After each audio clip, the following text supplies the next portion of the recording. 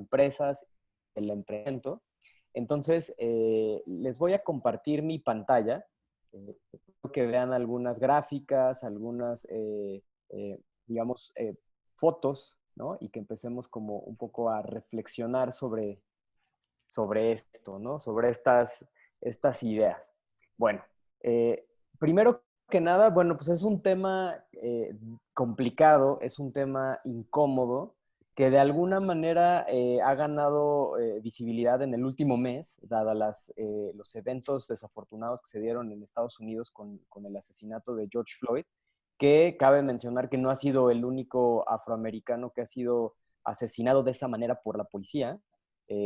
Por el contrario, hay muchas personas antes de él que también corrieron con la misma suerte, pero de alguna manera el contexto internacional y el local propio de Estados Unidos pues ha hecho que pues, la sociedad ya no acepte este tipo de cosas, ¿no? Y de igual manera, pues ese tema ha pegado en otras latitudes, y México no es la excepción, que nos ha hecho reflexionar sobre nuestros propios racismos. ¿Qué sucede en México? ¿No?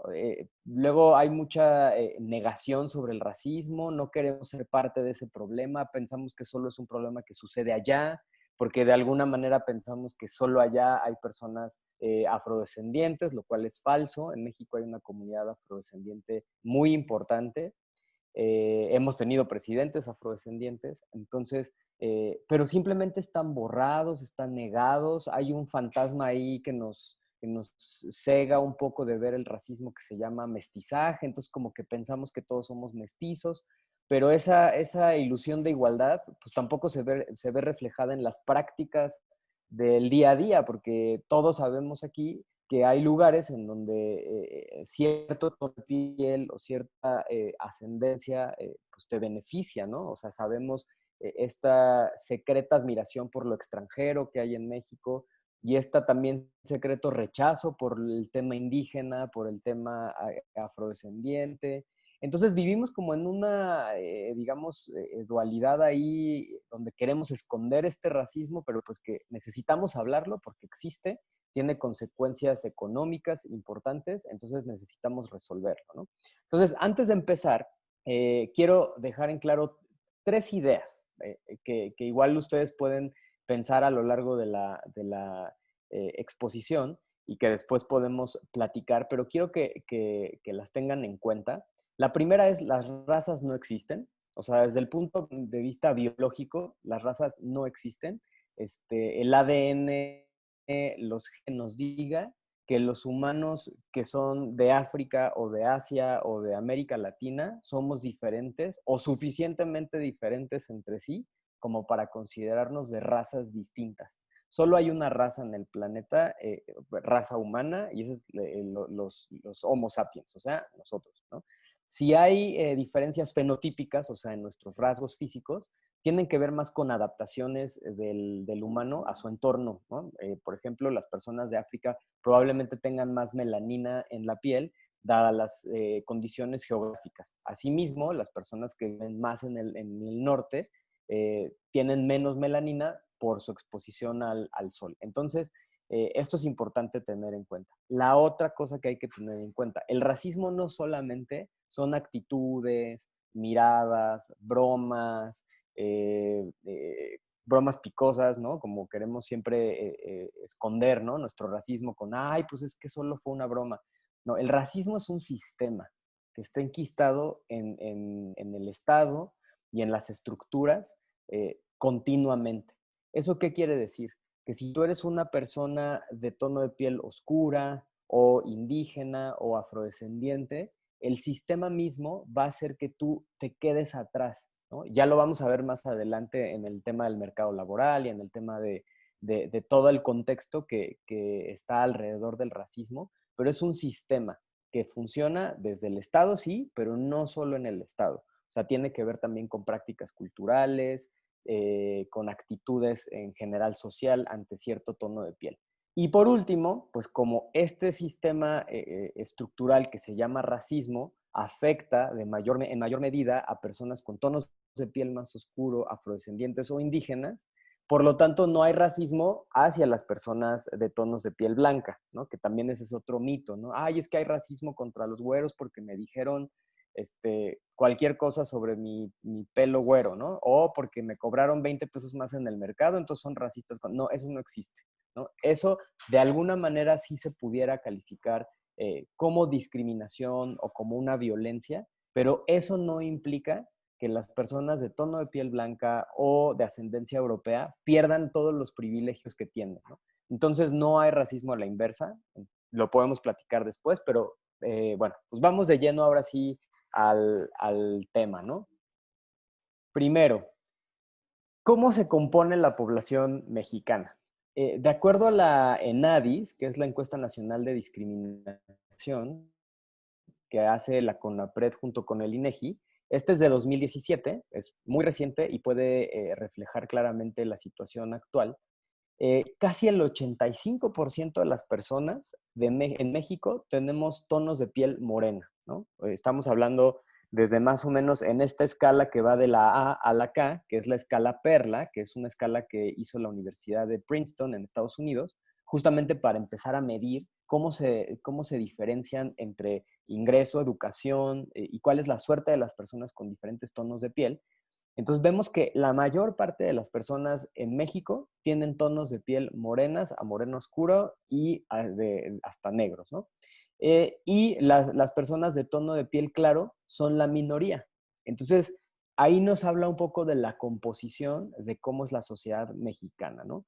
Evidentemente, esto es un promedio nacional y también de manera regional cambia un poco, ¿no? Y esto es importante porque de repente, y digo, esto sí está también documentado a nivel estatal, los estados del norte de México tienden a ser poblaciones de tonos de piel más clara y los estados del centro sur de México tienden a ser de tonos de piel más oscuro. Esto obviamente por nuestra historia, en donde el centro de México y el sur estaba dominado por los imperios de pueblos originarios que después fueron conquistados por los europeos y obviamente ahí hubo una suerte de mezcla que más adelante también vamos a ver.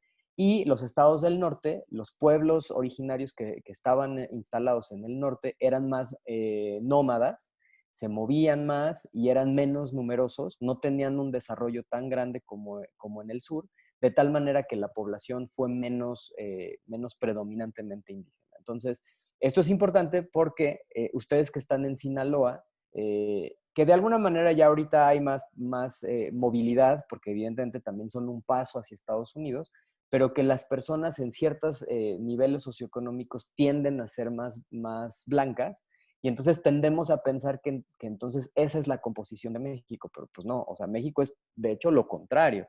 La mayor parte de las personas son morenas. Entonces, si vamos a empezar diseccionar un poquito para después llegar a esta foto nacional, ¿no? El Colmex, que es una de las instituciones en México, está aquí en la Ciudad de México, ha sido uno de los pioneros en investigación sobre el tono de piel y su relación con ciertas cosas, ¿no? En una de sus gráficas, aquí nos muestra que la educación la tienen en mayor medida las personas con tonos de pieles más claros, ¿no? Aquí claramente es como una escalerita en donde entre más claro tienes el tono de piel, más años de escolaridad tienes, ¿no? Aquí obviamente pueden ver un pequeño bajón en este escaloncito y ustedes dirán, bueno, pues no, o sea, pero en realidad las personas con tonos de piel más claro no tienen tanto, ¿no? Como los de a lo mejor morenos claros. Pero bueno, primero aquí hay que hacer una aclaración. La diferencia no es tan grande tampoco, ¿no? Y número dos, hay muchas hipótesis que los mismos académicos del Colmex han hecho sobre esta bajada, ¿no? Y la explicación es que pues, las personas con tonos de piel más claro, ya lo vamos a ver más adelante, tienden a ser más privilegiados y acumular más riqueza.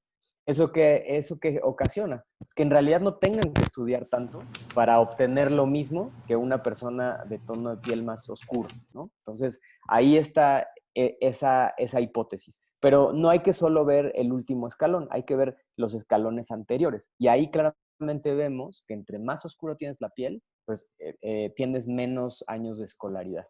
¿Y esto cómo creen ustedes que se refleje pues en el mercado laboral. Ah, bueno, pues en el mercado laboral, si yo tengo menos años de escolaridad, pues evidentemente puedo acceder a menos trabajos calificados, ¿no? Aquí también hay una grafiquita en donde nos está diciendo que los directivos y jefes son en su mayor parte personas de tonos de piel claro, y los agricultores, artesanos y oficios elementales son en su mayoría de tonos de piel oscura, ¿no? Y tiene que ver también pues, con el acceso a la universidad.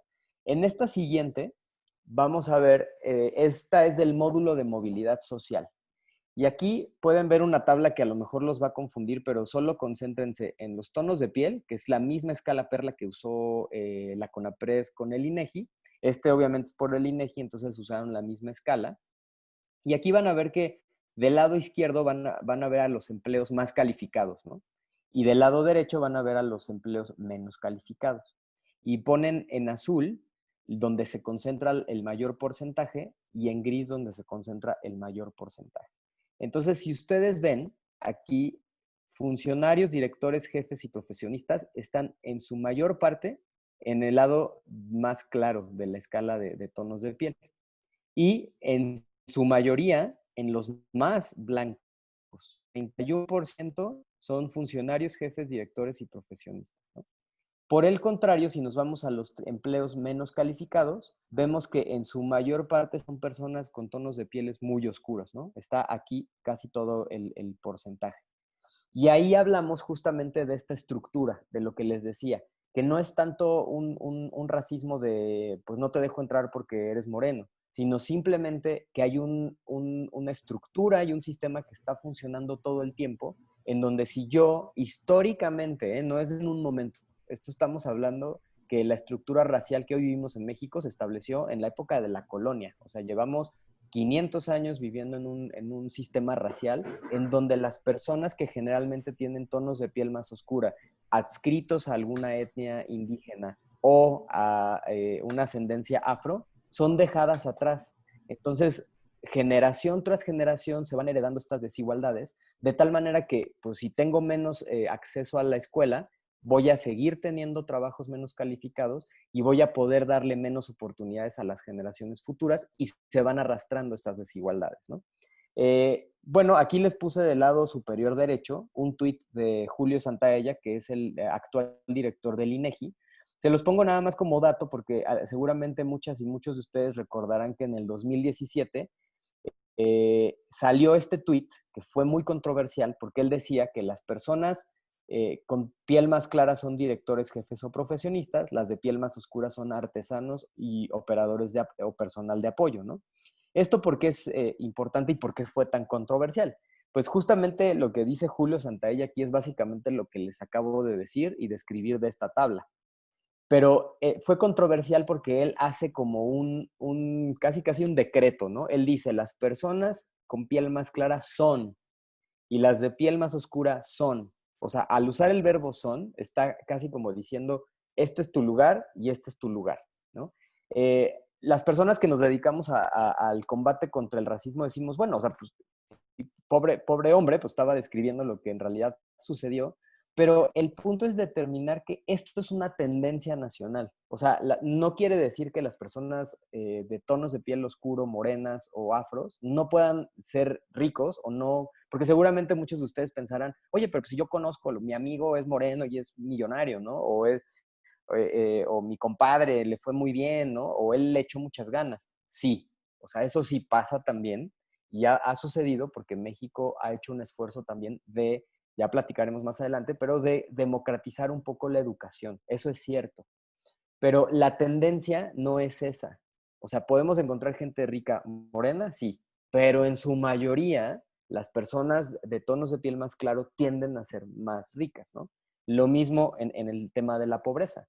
Si bien es cierto que nosotros asociamos a la pobreza con personas morenas, claro que hay personas de tonos de piel más claro que son pobres o que viven en niveles socioeconómicos más bajos.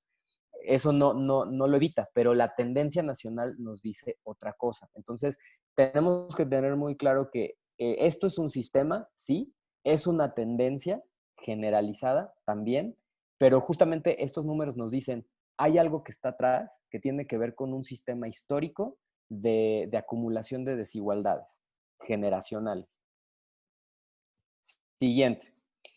Obviamente, si yo estoy arrastrando una baja educación y accedo a empleos menos calificados, en el momento en que yo probablemente puedo estudiar una carrera universitaria, una maestría, o puedo acceder a ciertos círculos en donde puedo tener acceso a otros trabajos, ¿qué sucede? Ya hay tan dentro esta idea de que el pobre es moreno y por lo tanto probablemente tenga menos educación y el rico es blanco y por lo tanto si hay una persona blanca tenga más educación, se refleja en el mercado laboral. Hay un experimento buenísimo que hizo Raimundo Campos y Eva Arceo, del Colmex Raimundo y del CIDE Eva. El CIDE es el Centro de Investigación y Docencia Económicas, también un centro que ha entrado al tema y ha investigado. Hicieron un experimento con distintas fotos, hicieron 4 CVs idénticos, misma experiencia laboral, misma educación. Y lo único que cambiaban eran las fotografías. Tenían fotografía de un hombre blanco, de un hombre moreno, mujer blanca y mujer morena, ¿no? Una cosa así, más o menos. Entonces, imagínense el mismo currículum, misma educación, pero con fotos de hombres de distintos tonos de piel y de mujeres de distintos tonos de piel. Pues, ¿cuál fue el resultado? A la hora de mandarlos, ellos contabilizaban a las empresas que se interesaban en estos currículums y empezaron a medir. Y el resultado, pues, fue impactante, ¿no? Y es el que ustedes seguramente ya están pensando. El currículum al que más le hablaron fue al del hombre blanco. Un poquito después le hablaron a la mujer blanca y un poquito después al hombre moreno. Es decir, en el mercado laboral sí hay una diferencia. Primero está el hombre blanco, mujer blanca, hombre moreno. Pero digamos que las diferencias entre estas tres fotografías no fue tan grande. O sea, sí existen, pero no fue una diferencia muy grande. Pero cuando hablamos de la mujer morena, baja significativamente el número de empresas interesadas. Es decir, aquí no solamente estamos confirmando que hay racismo a la hora de elegir a una persona para un empleo, sino que encima hay sexismo, ¿no? Hay una diferencia de género. Eso nos dice que el racismo es todavía peor cuando uno es mujer.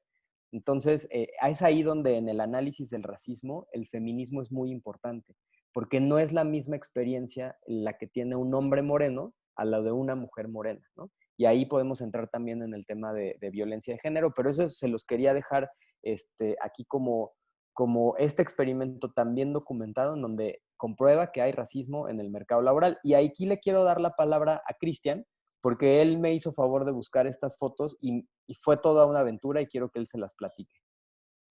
Sí, bueno, cuando estábamos armando esta presentación justo para ustedes, ¿no? Pepe me comentaba, oye, ¿sabes qué? Échame la mano, vamos a buscar unas fotografías, un hombre blanco, un hombre moreno, una mujer blanca, una mujer morena, pero que tengan un perfil como de currículum, ¿no? Entonces yo pongo en Google foto currículum hombre y aquí es en donde aparece lo que hablamos del racismo sistémico. El racismo aquí en México es muy invisibilizado porque lo normalizamos a tal grado que un algoritmo como Google, si yo le pongo las palabras en español, foto currículum hombre, vean los perfiles que me aparecen. El 100% son hombres blancos, ¿no? El 100% son hombres que no corresponden a la mayoría de la población mexicana. Eso solo si yo pongo foto, currículum, hombre, ni siquiera puse tono de piel, solamente lo puse abierto, ¿no? La siguiente, Pepe. Aquí hice lo mismo con foto, currículum, mujer. Lo escribo en español y me aparecen, la gran mayoría son mujeres blancas, ¿no? O son mujeres que aparentemente son anglosajonas, son extranjeras, o son la minoría en tono de piel en un país donde nos representamos más con este tono que con el tono que es la mayoría de nuestro país, o lo invisibilizamos. Pero lo más curioso sucedió cuando yo estaba buscando ahora sí currículum vitae, foto, currículum vitae, hombre, blanco, me salió inmediatamente la que ustedes vieron. Foto, currículum vitae, hombre, mujer, me salió inmediatamente la que vieron, cuando Pepe estaba hablando de las fotos. La del hombre, una antes, Pepe. Esta, la del hombre, hombre moreno, me costó más trabajo encontrarla. Y no fue tan fácil como la del hombre blanco. Yo nada más puse foto curriculum vitae, hombre color blanco u hombre blanco y me salieron muchísimas opciones. En cambio, si pongo la de hombre moreno, me salen opciones pocas o me salen opciones de filtro de Morena, ¿no? Del partido político que está aquí en México. Ahora, vámonos a la de mujeres, ¿no? La de mujeres, la blanca me salió muy rápido, pero la chica, la morena, fue complejísimo encontrar. Tan fue complejo que no encontré una fotografía, foto currículum mujer morena, de la misma manera o la misma posición como si fuera una foto curricular como la de la mujer blanca, ¿no? Encontré a ella haciendo como una especie de acción con sus brazos, ¿no? Y la tomamos esta de ejemplo a propósito, porque fue la más próxima que pude encontrar para una foto curriculum vitae. Y lo curioso en este momento de la búsqueda es que cuando yo ponía foto currículum mujer morena o ponía mujer morena mexicana, lo que más me salía en la búsqueda, vamos a pasarnos esto, Pepe, ahorita nos regresamos, lo que más me salía en la búsqueda eran estos avisos. Avisos de mujeres que se estaban extraviadas, las habían secuestrado, no sabían de su paradero. Eh, yo si ponía en Google foto mujer morena mexicana o foto de mujer morena mexicana, me salían este tipo de avisos constantemente. Lo que empezamos a notar, cómo está, ¿no? Cómo vemos el racismo en México y lo que dice Pepe de la interseccionalidad, ¿no? El problema también con las mujeres en cuestión de lo que existe en este país. Ahora, si nos regresamos un poco, Pepe, en esta, por ejemplo, lo podemos notar en pequeños ejercicios que ustedes pueden hacer con su celular o lo pueden hacer a través de su buscador de Google. Si ustedes ponen mujer ejecutiva mexicana, vean los ejemplos de representatividad, ¿no? Los ejemplos de mujer ejecutiva mexicana, todas son blancas, son mujeres blancas. Entonces asociamos a que el éxito de una mujer ejecutiva es tener el tono de piel blanco. Y esto se va representando constantemente, lo vamos haciendo tan constante y sí, tan permanente que se normaliza. Y si del otro lado yo pongo la contraparte como mujer obrera mexicana, los tonos de piel son morenas o son afrodescendientes. Entonces, aquí nos estamos dando cuenta de cómo el racismo es sistémico, cómo no necesariamente es una acción discriminatoria o racista en contra de una persona o que yo haya recibido una, sino lo vemos en pequeños ejercicios como estos, donde un algoritmo que está alimentado por nuestras propias percepciones, representa lo que para nosotros es una mujer ejecutiva mexicana contra lo que es una mujer obrera mexicana, ¿no? Adelante, Pepe. Más adelante. Bien, ya terminamos y creo que ahorita tú sigues otra vez con Chilango. Sí, súper bien. Sí, básicamente lo que decía Cristian es cierto, ¿no? Recordemos que Google es una plataforma que está alimentada por lo que nosotros mismos pensamos que es, ¿no? Y bueno, si quieren más adelante vemos ya el tema de la representación. Finalmente, bueno, este es un estudio que hizo Adrián Santiago en la Facultad de Ciencias de la UNAM. Puse esto porque su artículo, bueno, hicieron un artículo en Chilango basado en el artículo académico de Adrián, en donde básicamente hay una fórmula para ser CEO en México, CEO, o sea, director de empresa, es sí. Si eres blanco, estudiaste en el TEC o en el IPADE, sabes inglés y tienes más de 6 años de experiencia. ¿Quién tiene eso en México? O sea, mi pregunta es, ¿quién tiene esas cualidades en México? Pues como ya lo hemos estado viendo, un porcentaje muy pequeño de la población del país, ¿no? Entonces, eso primero, para el mundo del emprendimiento, pues ya nos está diciendo algo. ¿Quién puede ser emprendedor? ¿Quién puede ser director de una empresa? ¿No? Ahora, no es que esté mal ser blanco o haber estudiado en el TEC o en el ITAM o en el IPADE o saber inglés. Eso, o sea, claramente eso no está mal. El punto es que ese tipo de características, muy poca gente tiene acceso a tenerlas. Entonces, básicamente, por la estructura país, pues ya estamos dejando fuera de tener acceso a ciertas empresas o dirigir empresas o crear empresas a la mayor parte del país. Y eso va a tener un impacto claramente en el ecosistema del emprendimiento, porque entonces quien tome las decisiones, quien decida los modelos de negocios o quien decida los sectores productivos a los que van a ir, pues es una pequeña población del país que va a decidir hacia dónde vamos a llevar esto y evidentemente muchas cosmovisiones, muchas oportunidades de negocio se van a desperdiciar porque simplemente no vamos a voltear a ver a este otro sector mayoritario, ¿no? Y evidentemente, pues si no puedo tener acceso, al igual que otras personas, a estudios, si no puedo tener el mismo acceso a trabajos, pues obviamente va a tener un impacto en la economía de las personas, ¿no? Aquí, por ejemplo, estamos hablando de quintiles, para aquellos que sepan un poco de economía, luego los economistas, yo soy economista, luego nos gusta dividir a la población en quintiles o deciles, ¿no? Aquí lo hicimos en quintiles porque es más fácil. Bueno, no lo hicimos nosotros, lo hizo el Colmex. Y en los quintiles, de menor a mayor ingreso, vamos viendo cómo se muestra un poco la composición en cuanto a tonos de piel.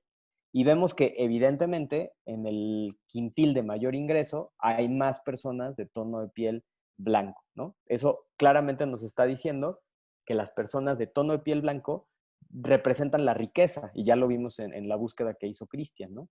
Por el contrario, las personas de tonos de piel más morenos representan la pobreza. Entonces, pues esto evidentemente es como una profecía autocumplida, ¿no? Si yo genero ciertas condiciones para que poblaciones no entren en ciertos sectores, pues evidentemente con el tiempo, históricamente y sistemáticamente se va a volver en una realidad, ¿no? Porque hoy en día la pobreza sí tiene un tono de piel y la riqueza tiene un tono de piel, ¿no? No es la que quisiéramos, pero eso ya es una realidad porque así se estableció el sistema desde hace mucho tiempo. Ahora, vamos un poco a retomar lo que les decía hace un momento, ¿no? Si tenemos un cierto sector de personas que representan a una mínima parte del país, pero que ellas y ellos van a decir hacia dónde hacer mi emprendimiento o hacia dónde llevar a la empresa, pues evidentemente va a ser una economía sesgada por lo que solo unos cuantos quieran, ¿no? Y con eso no estoy diciendo que esté mal las decisiones que este grupo pueda tomar, simplemente no va a ser representativo y eso puede tener un impacto, ¿no? Y aquí les pongo dos empresas que seguramente ustedes conocen y han usado o usan. Y lo que quiero es que reflexionemos aquí, ¿cuál sería un impacto de estos modelos de negocio creados por, claramente, pues Airbnb es una empresa norteamericana y Uber es una empresa holandesa, entonces, que ya están en todo el mundo, pero sus modelos de negocios pues están pensados para un cierto tipo de economía o de bagaje cultural, pero que luego en otras economías no tienen los mismos impactos, ¿no? Voy a empezar por Uber, porque Uber ha sido como muy controversial en cuanto a los derechos laborales, eh, sobre todo en América Latina y en Estados Unidos. Ojo, esto es una empresa europea que incluso en el mismo Estados Unidos ha recibido muchas críticas. ¿Por qué? Porque su modelo de negocios, a pesar de que contribuye a este sharing economy, o sea que si tú eres una persona, no tienes un empleo, pero tienes un auto y puedes vender tus servicios, tu tiempo como chofer, lo vas a hacer, ¿no? Pero digamos que si yo hago esto en Europa, la mayor parte, es más, les podría decir que de Europa Occidental, todos los países tienen sistemas de seguridad social muy fuertes. Es decir, si yo tengo una familia, yo sé que mi hijo o mi hija puede ir a una escuela donde va a tener educación de calidad. Además, si hay una emergencia en salud, yo tengo acceso a médicos de alta calidad sin ningún costo directo, digamos, porque se paga a través de los impuestos, que son impuestos muy altos. Entonces, si yo soy un chofer de Uber en Holanda o en Inglaterra o en Francia, yo sé que pase lo que pase, mi seguridad social y la educación de mis hijos y en muchas ocasiones hasta el housing, o sea, la casa, la vivienda, está cubierta por el Estado. Entonces, de alguna manera, yo puedo generar dinero a través de Uber, pero no pongo en riesgo mi seguridad social y mis derechos laborales. Contrario a Estados Unidos, que pues evidentemente ahí, y los que conozcan la seguridad social de Estados Unidos, pues es privada, ¿no? Entonces no todos tienen acceso a la seguridad. En México, aunque hay un híbrido, que en este caso es el IMSS, donde pues si yo tengo un trabajo, tengo acceso a la seguridad social, primero pues no es de la calidad similar a la europea. Pero por otro lado, Uber no ha querido registrar a sus choferes. ¿Por qué? Porque lo que dice es, pues ellos son independientes, yo solo les doy mi plataforma y ya. Entonces, podemos decir, bueno, ¿y eso qué tiene que ver con el racismo? Bueno, pues si yo llego a un lugar en donde ya existe la estructura que les comenté hace un momento, pues ¿qué pasa? Pues entonces yo llego y me aprovecho de ese riesgo que tienen estas personas de no acceder a la seguridad porque no tienen empleos que les puedan dar seguridad social. Entonces ya de entrada tiene un impacto sobre una población en particular, que es una población racializada. Así le decimos las personas que estudiamos el racismo, les llamamos población racializada a estas poblaciones históricamente discriminadas, ¿no? Y el caso de Airbnb es muy similar. El caso de Airbnb es, yo al principio pensaba, oye, qué bueno, Airbnb llegó y pues casi, casi como que les aguó la fiesta a las grandes cadenas de hoteles, ¿no? A Hilton, a Radisson, Starwood, que son esta red de hoteles. Y por dentro decía, bueno, qué bueno, ¿no? Porque al final se distribuyó el ingreso de estas grandes corporaciones hacia personas de clase media que rentaban su casa en Airbnb, ¿no? Pero esto, por ejemplo, en varios lugares de Estados Unidos, y no se diga en México, al menos en la Ciudad de México, no sé, en Sinaloa, en Mazatlán, Culiacán, que son centros turísticos, pero en la Ciudad de México definitivamente pasó. ¿Y qué es lo que acabó pasando? Bueno, pues que muchas personas, para aprovechar esta plataforma, compraron o rentaron inmuebles en zonas donde la plusvalía no era muy alta y las rentas eran relativamente bajas, y entonces empezó a haber una visita de extranjeros a estas zonas y se empezó a gentrificar. Para aquellos que han escuchado el término de gentrificación, pues habla de que las clases medias y medias altas empiezan a tomar control de zonas que anteriormente eran consideradas proletarias o de clase baja, pero que por el acceso y la ubicación geográfica eran convenientes, pues llegaron y empezaron a vivir ahí y a demandar servicios que antes no había, demandar productos que antes no había, y de repente la zona se gentrifica y entonces la gente que vivía ahí ya no puede salir a comprar en la recaudaría de la esquina porque ahora ya es orgánica, ¿no? Y ya no puede ir a comprar en el mercado de antes porque ahora el mercado ya es gourmet. Y porque entonces ya no puede comer en la cocina económica de la esquina porque ahora ya hay un food truck, ¿no? Entonces todo empieza a gentrificarse, a colonizarse, y entonces, otra vez, las personas que tradicionalmente e históricamente habían sido discriminadas siguen siendo discriminadas en esta nueva sharing economy, ¿no? Porque pues muchas de ellas no tienen acceso a internet tampoco, no tienen acceso a un teléfono inteligente. Entonces ahí vemos cómo también los modelos de negocios de las startups pueden tener un impacto sobre la vida de las personas, sobre todo en contextos de mucho racismo como Estados Unidos o México. Bueno, vamos a hablar un poco de la representatividad de la publicidad. La publicidad es otro de los polos en donde las empresas, no solamente en recursos humanos y no solamente en los modelos de negocio, sino también en la publicidad, pueden tener un impacto en la vida de las personas, ¿no? Entonces, aquí le doy la palabra a Cristian. Ok, si hacemos un ejercicio, y creo que este lo vieron en algún momento de los meses anteriores, ¿no? Si hacemos un ejercicio de preguntar a ustedes qué publicidad les llamaría más la atención, ¿cuál eligen? Generalmente, Lala lo que hace con su publicidad es utilizar la de la derecha. Una familia blanca, heterosexual, ¿no? Con dos hijos igualmente blancos, que se muestran felices. Pero no vemos empresas que utilicen una representatividad hacia el pueblo mexicano en su mayoría, no hacia nosotros como mexicanos, con el de la izquierda.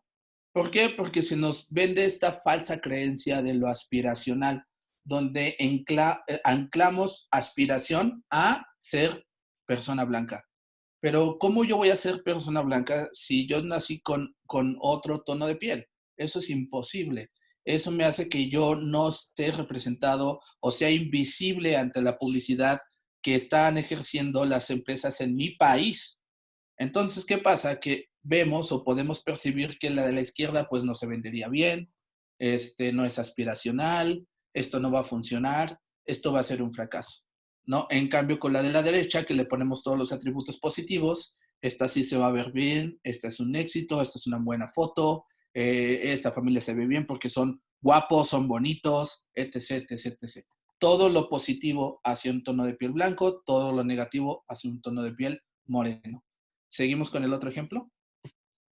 Y esto vemos aquí también, ¿no? Cuando queremos vender hasta carreras técnicas de un centro de formación, vean a los chicos que están en la fotografía. Y en este punto caemos varias de las startups, ¿no?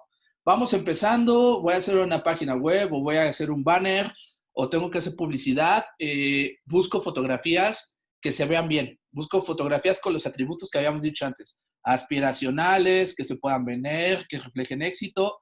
¿Y qué es lo primero que hacemos sin pensarlo demasiado?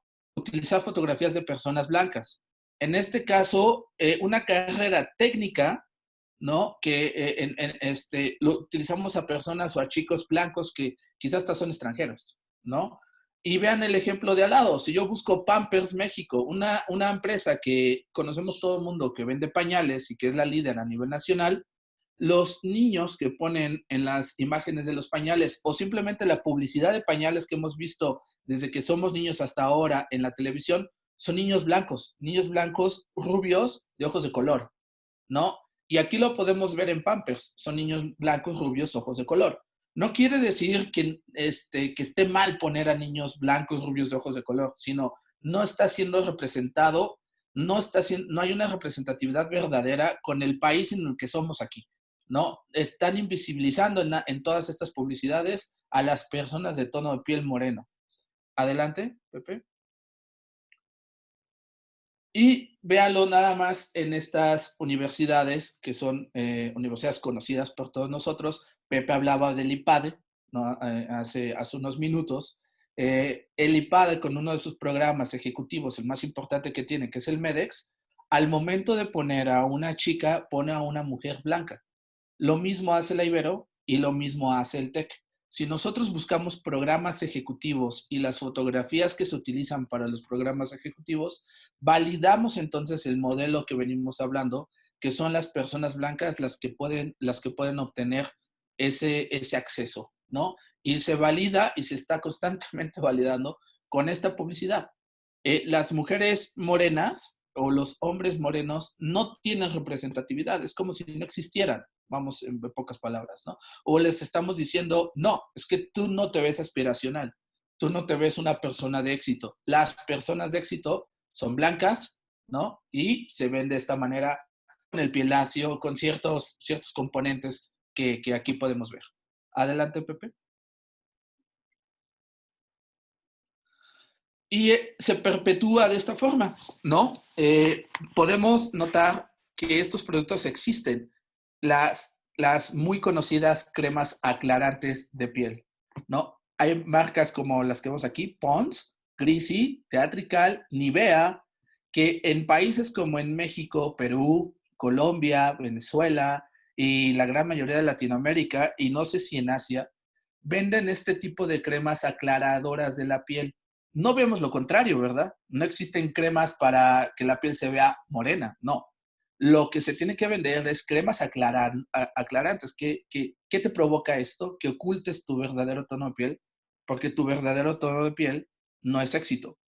Y lo podemos ver cómo se vende en esta sencilla imagen. La mujer de la izquierda, con su verdadero tono de piel, la representan como preocupada, angustiada, no la representan feliz. En cambio, ya cuando utilizó una crema aclaradora de piel, la representan feliz, alegre, como si se hubiera realizado. Pero ese no es su tono de piel. se nos ha enseñado que tenemos que ocultar el tono de piel moreno, porque el tono de piel moreno, con toda esta perpetuación de la publicidad y con todo esto que ya hemos visto, es fracaso, no nos va a llevar a ningún lado. Por eso es que el racismo es sistémico. Adelante, Pepe. Y bien, si quieres te cedo la palabra ahorita para que les Sí, puedas hablar. Vale. sí, gracias. Nada más, continuando un poco con lo que decía Cristian, es súper importante mencionar que no todo el tema, o sea, digamos, la forma de medir el racismo en los últimos años se ha enfocado mucho en el tono de la piel, porque es muy complicado, o sea, es muy complicado cómo mides los rasgos físicos, cómo mides la adscripción étnica, y por qué es difícil, ¿no? O sea, por ejemplo, hay muchas familias en México, y entre ellas mi familia, que no continuaron con la lengua náhuatl, por ejemplo. ¿Por qué? Porque la bisabuela consideró que si enseñaba náhuatl a sus hijos, eso los marcaría y los limitaría en la vida. Entonces ya la lengua se pierde. Mucho tiempo el gobierno mexicano, para poder medir si alguien era indígena o no, era la lengua. Pero ¿cómo mides a aquellos indígenas que ya no decidieron transmitir la lengua a sus hijos? Y entonces el gobierno decía, pues entonces tú ya no eres indígena, cosa que es falso, ¿no? O sea, entonces por eso es muy difícil medir la parte, digamos, de la raza, aunque ya vimos que la raza no existe, pero desde el punto de vista social, cómo te ves y tus rasgos y cómo hablas, hablan de una cierta raza. Por eso en Estados Unidos es muy común oír race, ¿no? La raza.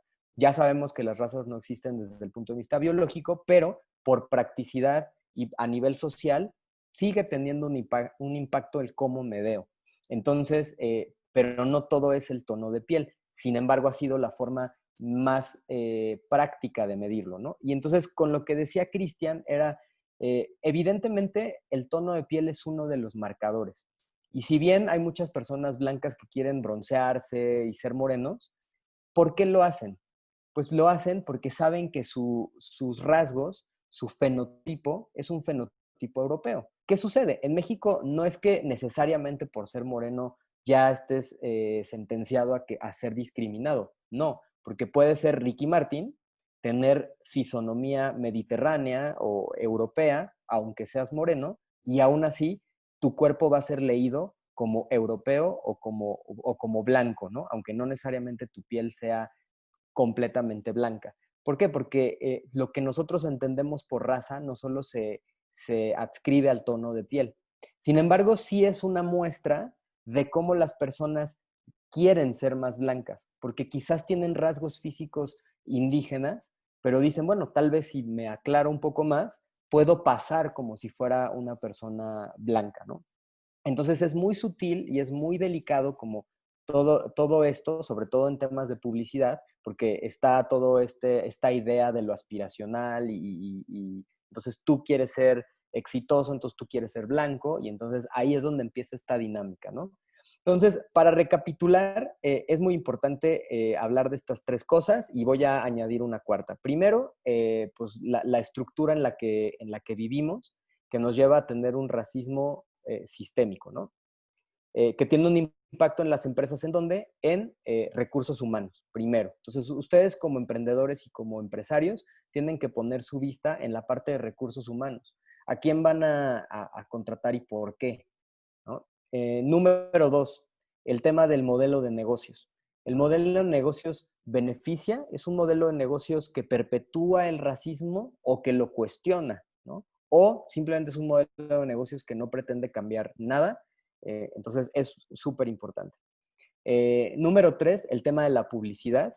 ¿Qué publicidad yo como startup o como emprendedor o como empresa voy a generar? Y si esa publicidad va a perpetuar este racismo o lo va a retar o simplemente no va a hacer nada.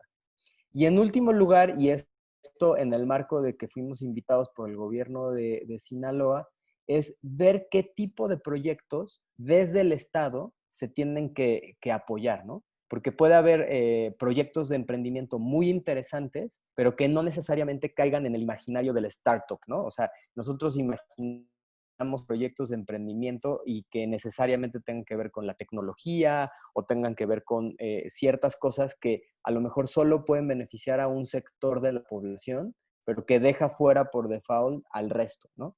Entonces, es muy importante. Y número dos, ¿quién hace el proyecto, no? Porque puede ser un proyecto que beneficia a una comunidad, pero que no lo esté haciendo alguien de la comunidad, ¿no? O sea, me he topado con muchos proyectos en donde la chava, no sé, quien conozca aquí la Ciudad de México, sin estigmatizar ni criticar, sino simplemente hay muchas personas que tienen buenas intenciones, pero finalmente son de contextos distintos. Entonces tienes a una chava de Polanco, de clase alta, que dice, yo ya sé cuál es mi idea de emprendimiento. Voy a ir a las comunidades en Oaxaca y voy a hacer que hagan diseños de moda y lo voy a vender al mercado europeo.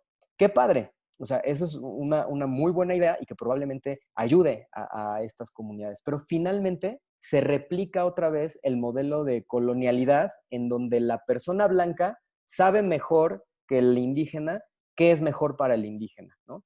El racismo es justamente lo contrario. La lucha contra el racismo debe ser preguntarle a la persona indígena qué es lo mejor para ella, cómo es la mejor forma de que ella y su comunidad vivan.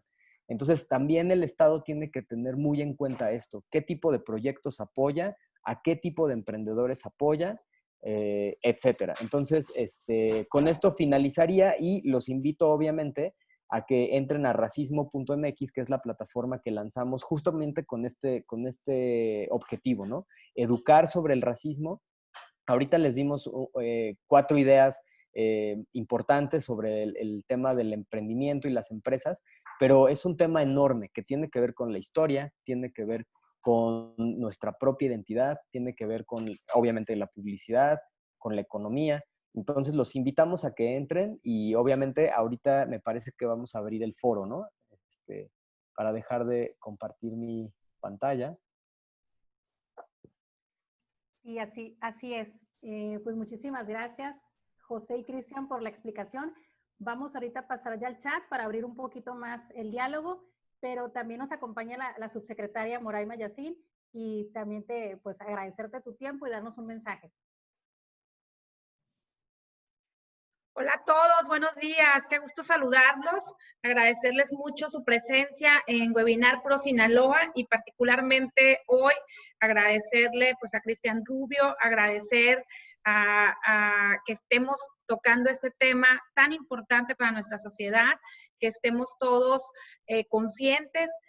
Parece que no y a veces creemos que vivimos en un mundo súper incluyente, pero ya nos ponían ahorita escuchaba bastantes ejemplos de cómo, aún sin saberlo a veces, y otras con la conciencia total, pues somos víctimas del racismo, o peor, somos victimarios, somos quienes lo promovemos, aún a veces sin una intención directa.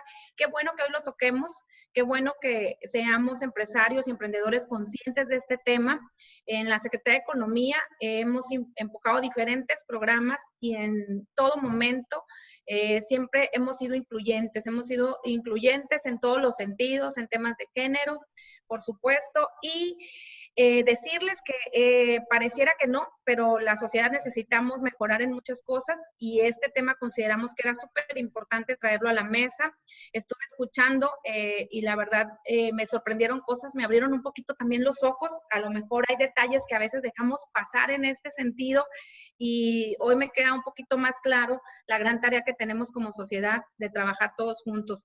Agradecerles mucho también, José, tu participación, que estemos ahí atentos en esto y espero que haya muchas preguntas en el tema y muchas sugerencias también de lo que podemos hacer conjuntamente el gobierno y la sociedad para seguir empujando positivamente a nuestra sociedad. Entonces, qué bueno que se dieron el tiempo. Veo también algunas universidades por ahí conectadas. Mi amiga Magdalena, gusto en saludarte. Y pues a todos decirles pues que en Webinar Pro Sinaloa y en la Secretaría de Economía pues estamos para trabajar de la mano con ustedes. aplaudirles que se den el tiempo para prepararnos, capacitarnos y tener un poquito más de conciencia. Y pues muchas gracias a nuestros ponentes de hoy. Estaré atenta a sus preguntas también porque no tengo duda que vamos a enriquecer mucho más este tema. Dulce, gracias a ustedes también por coordinar estas sesiones de webinar. Pues aquí estoy, yo soy Moraima, soy su amiga y estoy pendiente de que sigamos trabajando de la mano. Muchas gracias por traer a la mesa este tema tan importante. Cuídense.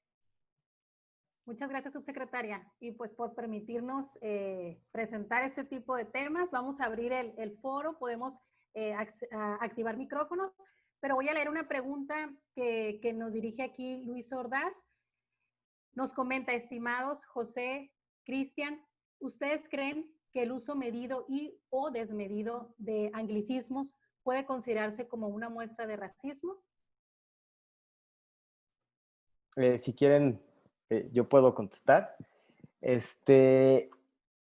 A ver, es que es complejo. Vamos a analizar. Yo no me iría ni siquiera al inglés, yo me iría al español.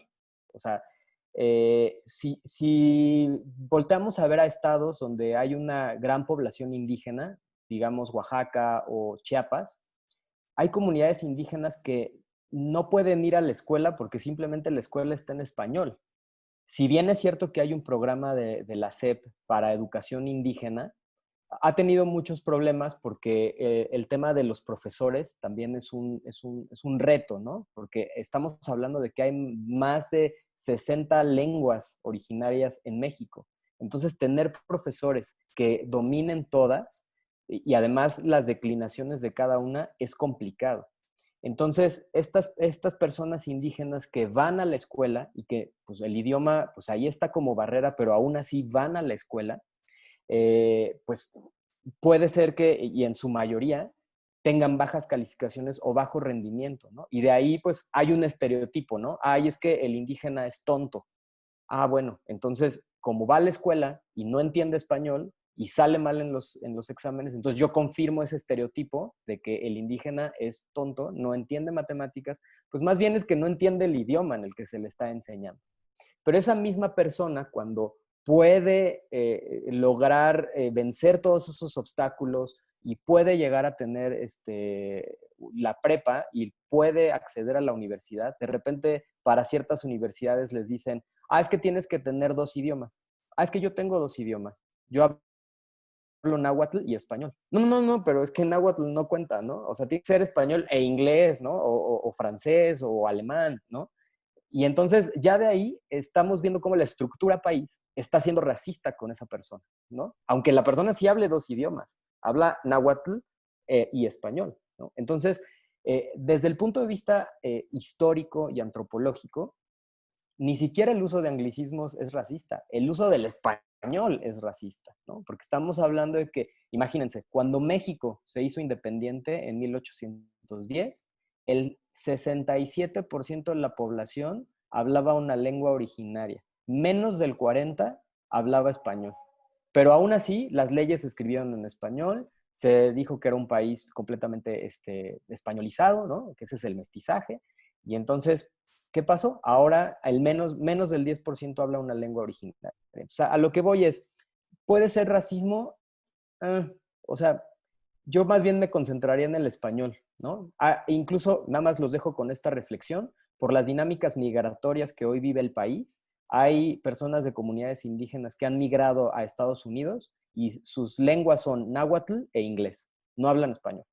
Entonces, con eso los dejo y pues la respuesta es, más bien hay que enfocarnos en el español como lengua colonial. Ok, muchísimas gracias, José. Si alguien tiene una duda, también un comentario, inquietud, podemos abrir micrófono o escribirlo aquí en el chat. Voy a leer. Cristian, no sé si quieres que te abra el micrófono o leemos tu pregunta. Aquí ya la tengo. Como quieras, si quieres, pues se la puedo leer yo. Sí. Sí. Yo sobre todo por la parte del asunto que hablaron de la publicidad, ahí puse mi pregunta, ¿no? Si está determinado que incluir en la publicidad a gente de color blanca es más exitosa en una campaña publicitaria. Y si es así, hasta qué punto un emprendimiento ofreciendo publicidad incluyente sacrificaría su campaña. Y pues visto desde esa forma, ¿cómo podríamos hacer pues para que las empresas grandes sean las que inicien con ese tipo de campañas incluyentes? Y no sé, creo que por ahí se trataría de iniciar, o no sé. Gracias, Cristian. Perdón, Cristóbal. Adelante, Cristian, si quieres comentar. Cristóbal, ¿qué onda? ¿Cómo estás? Un saludo. Saludos, Cristian. Pues mira, a ver, yo entiendo que las empresas, las startups tienen este dilema de necesito generar ingresos, ¿no? Y para poder generar ingresos, mi publicidad debe de ser atractiva para las personas a las cuales yo les hablo. Pero no necesariamente tu publicidad va a contener una imagen de una persona. Tu publicidad puede tener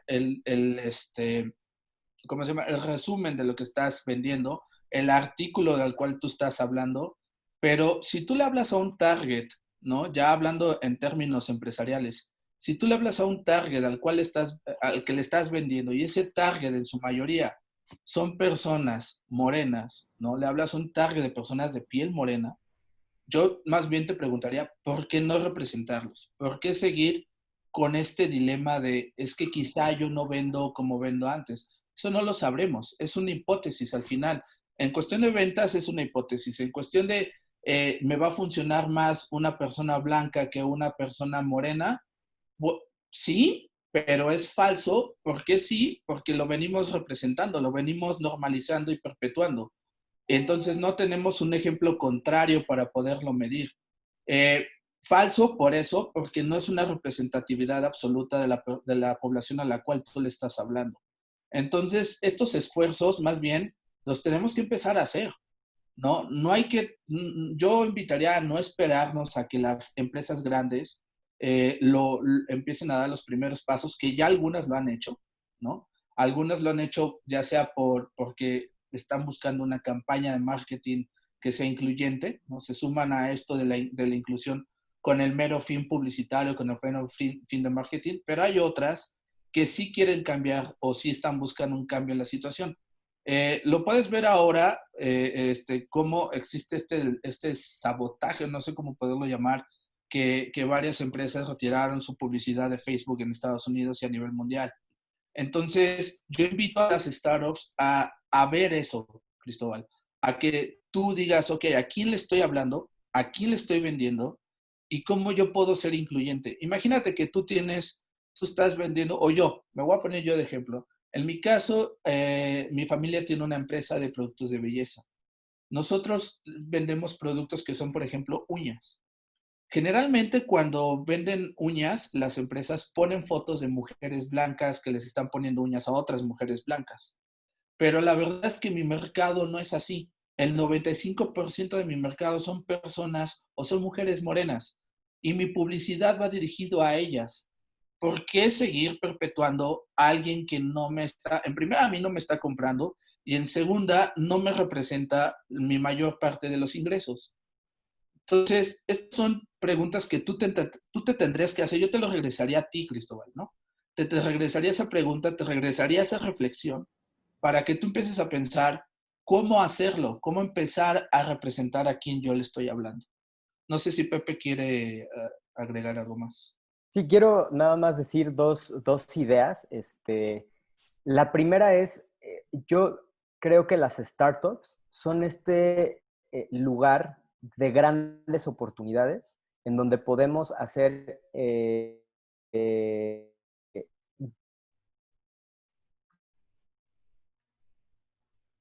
¿Se fue la señal? hemos estado leyendo últimamente por las mejores prácticas, que si nosotros tomamos el camino de la inclusión en la publicidad, nos va a ir bien. Eso por una parte. Número dos, no hay evidencia de que si tú pones a personas morenas, no vas a tener el mismo nivel de ventas. Hay muchas hipótesis, como dijo Cristian, porque todo mundo tiene miedo de que si pone personas que no son las tradicionalmente bellas, entre comillas, tienen miedo de perder. Pero no hay ninguna comprobación, ningún estudio serio que te diga, tú pones a personas morenas y tus ingresos van a bajar. O sea, es decir, y esto no lo estoy inventando yo, les recomiendo que investiguen. Hay un publicista británico, se llama Carl W. Jones, Carl W. Jones, con J. Él es británico. Él actualmente da clases en la Universidad de Westminster, en Londres, pero él tuvo la oportunidad de ser presidente y vicepresidente de varias agencias de publicidad del top en México. Y él empezó a estudiar el tema del racismo en la publicidad justamente por su experiencia en México, ¿no? Porque cuando él llega a México y ve que toda la publicidad, él decía, pero ¿cómo vine a México y toda la publicidad parece que estoy en Inglaterra? O sea, no tiene coherencia, ¿no? Entonces, él durante toda su estancia en México empujó y empujó porque hubiera inclusión.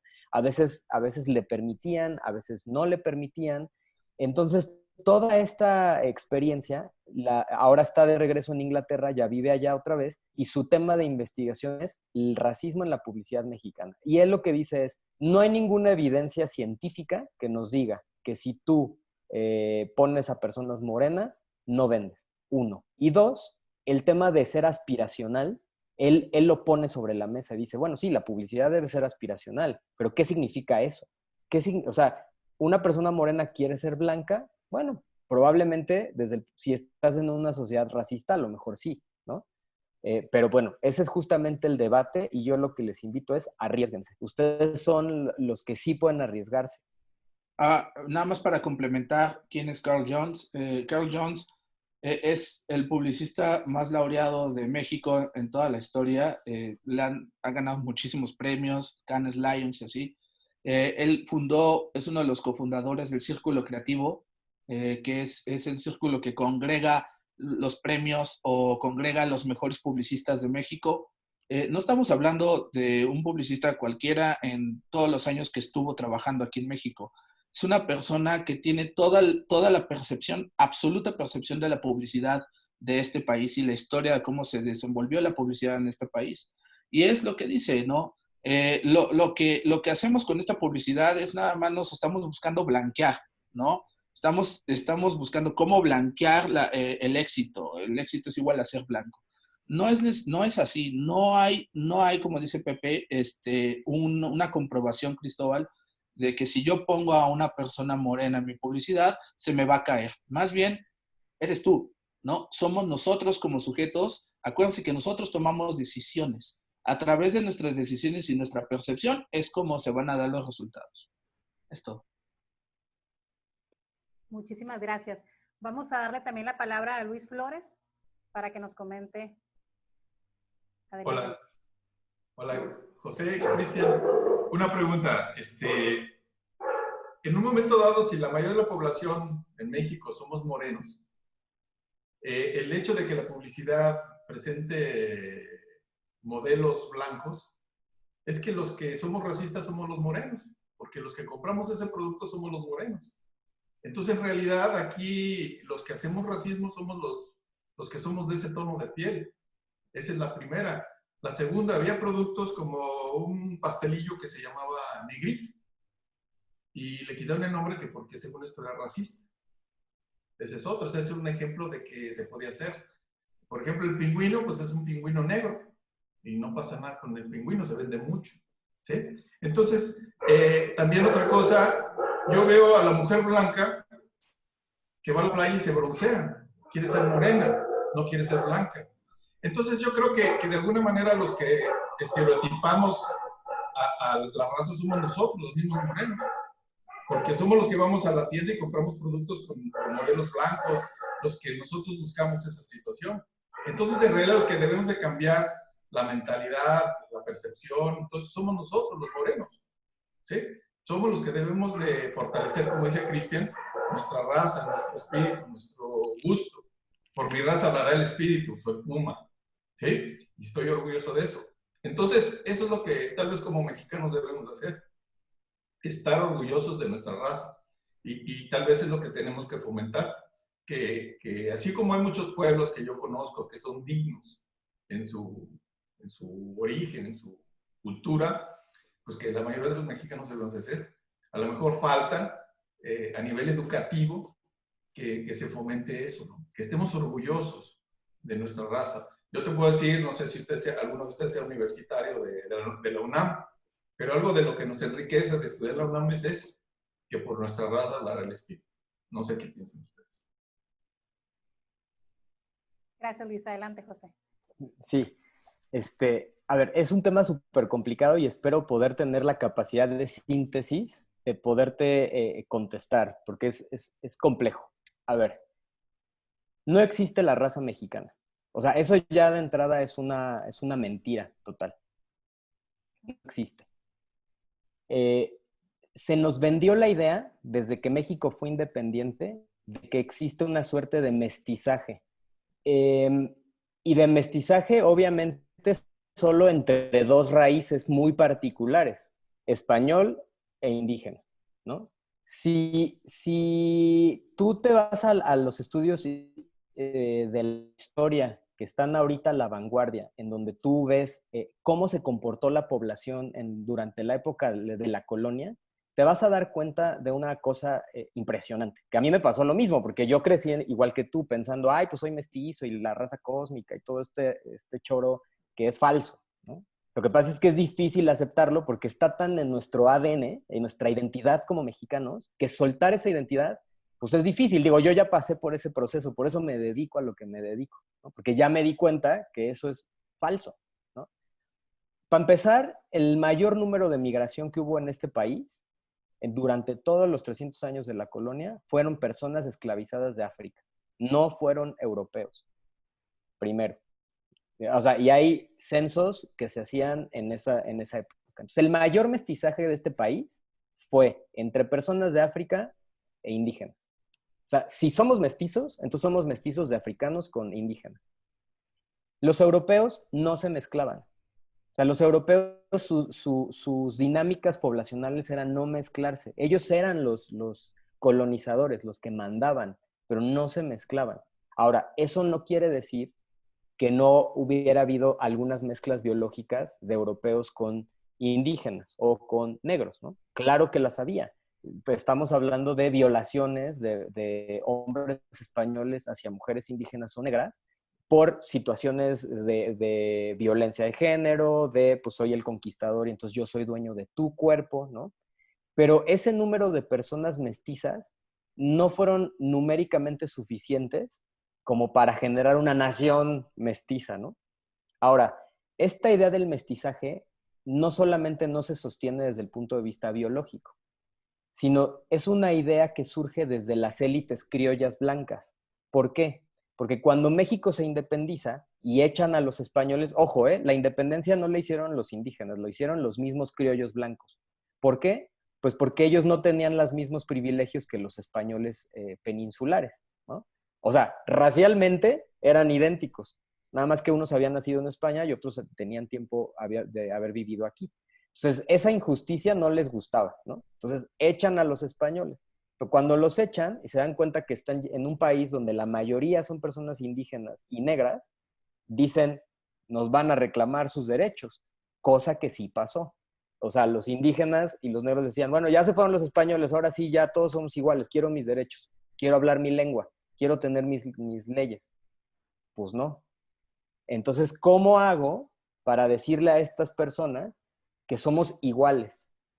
Pues se genera este mito del mestizaje, ¿no? Donde todos somos hijos de Hernán Cortés y de la Malinche, y entonces tú no me puedes a mí a venir a reclamar nada porque tú y yo estamos en el mismo barco, ¿no? Porque somos iguales, ¿no? Entonces ahí es donde empieza el problema porque, ok, somos iguales, pero hay una diferencia, que el que hace las leyes eres tú, que aparte las haces en tu idioma, y entonces en el siglo XIX se da una pérdida de territorios indígenas, porque los criollos era de, pues esto es mío, ¿no? Ay, oye, no, es que es mío. Pues vámonos a tribunales. Oye, pero pues son tus leyes en tu idioma, pues obviamente voy a perder. ¿Qué es lo que pasó? Muchas comunidades y pueblos indígenas perdieron sus territorios porque pues la ley ya estaba en español y era controlada por ellos, ¿no? Entonces, pero era necesario tener una narrativa de unidad, porque lo que dice Federico en el La paranoia blanca es que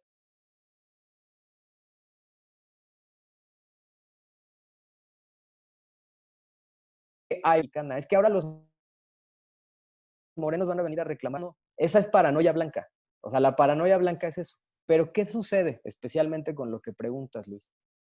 Como crecemos pensando que somos una raza, ¿no?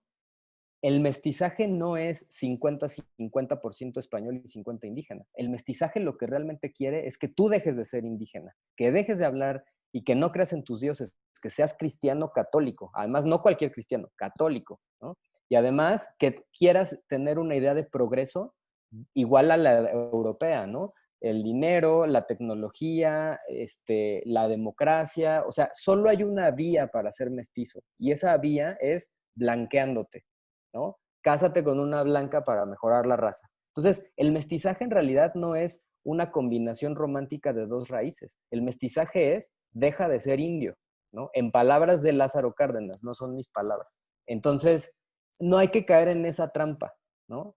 ¿Las personas morenas podemos ser racistas? Sí. ¿Las personas morenas queremos ser blancas? Pues sí, porque si toda la vida te han dicho que el ideal es ser el blanco, pues claramente vas a replicar el racismo con los tuyos también, ¿no?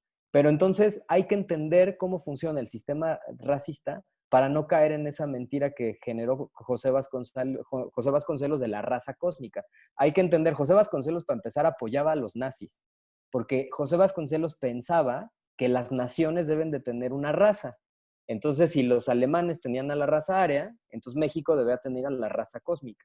Pero esas son ideas que tenemos que desterrar de nosotros para poder superar el racismo que está en nosotros. Y tienes razón, Luis. O sea, los morenos podemos ser racistas, sí. ¿Por qué? Porque estábamos replicando lo que hemos aprendido toda la vida. Y ya. Sí, y otra, lo que habías comentado de que las personas güeras pues van a la playa a broncearse. Sí, también las personas morenas van a la playa a broncearse. El bronceado no quiere decir que quiero ser moreno. El bronceado es broncear, ¿no? Pero como dice Pepe, como persona morena, yo quiero ser blanco, sí, hay cremas blanqueadoras.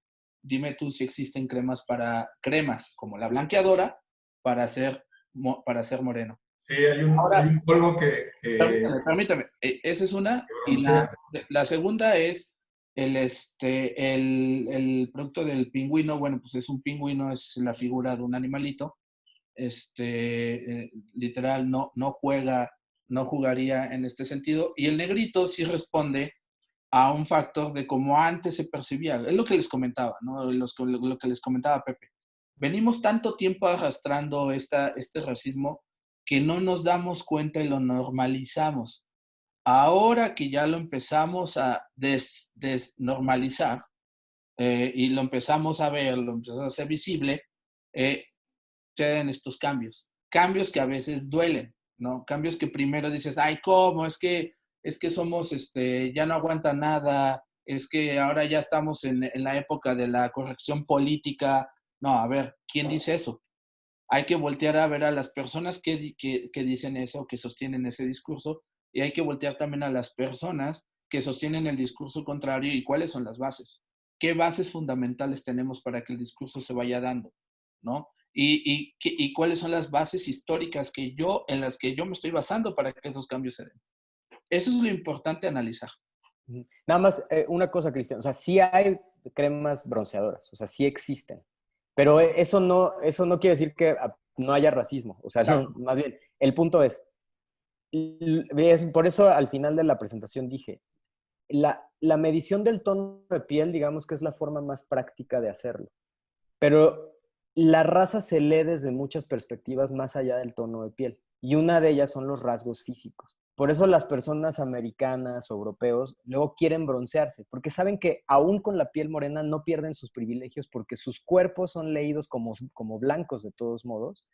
Y es más, siendo blanco bronceado, te da más estatus porque además puedes viajar, ¿no? Puedes salir de tu país. Por eso Trump hace lo que hace y está naranja, ¿no? O sea, sí hay cremas que te ponen más, pero eso no quiere decir que no haya racismo, ¿no? O que se valore a los indígenas, o que los rasgos indígenas ya sean valuados, ¿no? Por eso pasó lo que pasó con Yalitza, ¿no? O sea, Yalitza puede tener el mismo tono de piel que Jennifer López, pero el cuerpo de Yalitza no va a ser leído igual que el de Jennifer López, ¿no? Ese es el punto. Muchísimas gracias, José y Cristian. ¿Alguien más que tenga algún comentario?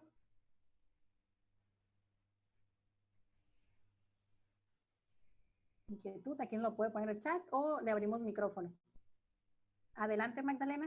Sí, buen día a todos. Yo quería agradecerles porque está muy enriquecedora esta plática, de verdad, tanto análisis de fondo que no teníamos, o sea, algunos aspectos que me han sorprendido, de verdad, al grado de análisis y de buscar esas perspectivas y además de querer, evitar estos estereotipos que nos afectan tanto hoy en día. Y definitivamente es un gran reto para todos y también creo que de parte del sector educativo es muy importante también abordar todos estos temas. Y la verdad, muy interesante y muy enriquecedor. Muchas gracias. No, gracias a ti. Gracias, Magdalena. Pues si bien es un reto para los emprendedores en el tema de publicidad o estrategias, ahorita lo que nos venían comentando, si buscamos en internet, pues todos los estereotipos ya están muy marcados. Podemos aprovechar y utilizar fotografías propias, ¿no? A lo mejor de nuestros clientes reales o de nuestros mismos colaboradores. Esa puede ser también una estrategia. Bueno, si ya no hay alguna otra pregunta o inquietud, me gustaría, Pepe, que nos dejes un mensaje final para la comunidad de emprendedores aquí en Sinaloa. Claro que sí. Pues yo mismo fui emprendedor en el pasado y digamos que algo que todos sabemos como emprendedores es que corremos riesgos. Corremos riesgos y no solo económicos, sino en tiempo, en nuestra visión. Creemos en nuestros proyectos y sabemos que van a ser exitosos y por eso estamos aquí. Entonces yo lo que les invito es que además de que tengamos un impacto en la economía, tengamos un impacto social más allá del dinero que nos puede dejar, ¿no? Y aquí veo en el chat que alguien puso la campaña, creo que fue Glenn de la Roca, puso la campaña de Calvin Klein, que ha sido muy sonada en el contexto del racismo que estamos hablando hoy. Esto es en Estados Unidos, donde no solo es una mujer que tiene un cuerpo grande, o sea, es talla grande, sino además es afrodescendiente y es una mujer trans. O sea, digamos que estamos hablando de la minoría de la minoría de la minoría. Y aún así Calvin Klein la eligió como imagen de su campaña, ¿no? Donde 10 años antes solamente veías a mujeres blancas, mujeres cisgénero y que además estuvieran súper esbeltas, ¿no? Entonces, así es como vemos cómo ha evolucionado la sociedad. Entonces, este riesgo que les planteo como emprendedores, no tengan miedo a correrlo, porque la misma sociedad está caminando a pasos agigantados y ustedes mismos van a sorprenderse de la aceptación que van a tener si corren ese riesgo. Entonces, no tengan miedo, córranlo, y no solo en la publicidad, estamos hablando de recursos humanos, estamos hablando de modelo de negocios y estamos hablando de representación. Así es que felicidades por estar aquí hoy, estar abiertos y cuenten con nosotros, Racismo MX, ahí está, mándenos mensajes y con muchísimo gusto contestamos sus preguntas. Muchísimas gracias. Muchas gracias. Racismo MX por darnos este contenido e información tan precisa para hacer una introspectiva cada uno, nuestra persona o nuestras empresas y ver qué mejoras podemos hacer. Para cerrar la sesión, le voy a ceder la palabra a la subsecretaria Moraima para que se pueda despedir de todos nosotros. Pues agradecerles mucho, Cristian, José, creo que nos han ilustrado bastante en ese tema. Por ahí, Sandila, ¿querías comentar algo? No, pues sí, muy nutrido, la verdad. El racismo de por medio siempre toda la vida ha existido. Vamos a tratar de superarlo, ¿verdad? Sobre todo en el área educativa. Excelente. Sin duda, tenemos un gran reto en puerta, que es ser nosotros esa sociedad de cambio, esa sociedad innovadora, incluyente. Y yo no tengo duda, no sé si sepan, Cristian, José, Sinaloa es un estado súper emprendedor. Hemos estado en el top número 1 con más proyectos de emprendimiento empujados y nos toca ahora también socializar esta parte. Agradecerles mucho, Racismo MX, que nos hayan dado esta charla muy ilustrativa. Los volveremos a ver muy pronto, no tengo duda. Queremos que su voz y su mensaje llegue a muchos más sinaloenses. Gracias por darnos esta charla y pues un reto muy grande a trabajar de la mano y saben que cuentan con todo el equipo de la Secretaría de Economía. Gracias y que tengan una bonita tarde todos. Hasta luego. Bye bye. Gracias. Gracias, bye.